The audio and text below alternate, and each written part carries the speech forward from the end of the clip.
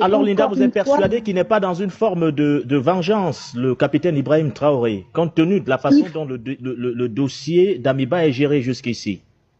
Oui, je pense qu'il n'est pas dans la vengeance, mais il faut pas qu'il soit entraîné dans la vengeance. C'est ça que j'essaie d'attirer l'attention là-dessus.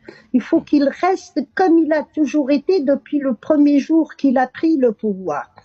Deuxième chose, et quand je dis il faut apprendre des erreurs des autres, moi ce qui m'intéresse, c'est de savoir quelle est la force exogène qui est derrière Damiba. J'ai insisté à chaque fois dessus, parce que l'histoire des coups d'État nous apprend qu'il y a une force étrangère qui est derrière, qui manipule et qui paye. Donc, à Monsieur Traoré d'aller plus loin dans les investigations, d'essayer de savoir pour qui travaille Damiba. Moi, c'est ça qui m'inquiète. Surtout qu'en Afrique, on a payé un large tribut dans les déstabilisations par assassinat, par kidnapping, par des coups d'État.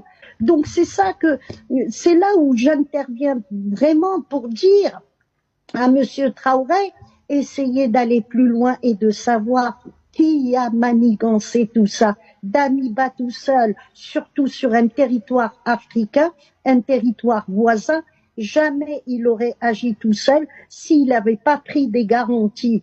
Et à partir de ce moment-là, on pourra éliminer tout ce qui est futur coup d'État, ne serait-ce que à moitié. Parce que ça n'arrêtera pas. Ça n'arrêtera pas. Monsieur Traoré, je ne peux pas dire tout comme ça sur une chaîne télé, mais Monsieur Traoré est une véritable cible. Monsieur Traoré représente le Mossadegh du Moyen-Orient de 1953. Donc, ils ne s'arrêteront pas.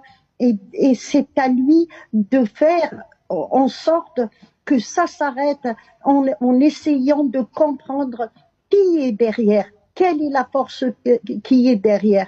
Je n'exclus pas les Émirats arabes, je vous le dis, parce que les Émirats arabes, c'est un pays, c'est un État vassal. Il a été fabriqué en pleine guerre froide en 1970 avec le plan Rogers. C'est un État fabriqué de toutes pièces pour qu'il soit vassal et pour qu'il rende des services. Et les services, on les a vus au Soudan, au Somalie, en Libye, en Syrie. Mais c'est ça, les services des Émirats arabes. Donc, je vais m'arrêter là. Mais Monsieur Traoré, soyez prudent, ce n'est pas la fin. Il faut savoir qui est derrière cet homme. Voilà, c'est le message que je voulais passer. Merci à vous, Linda Larbaoui.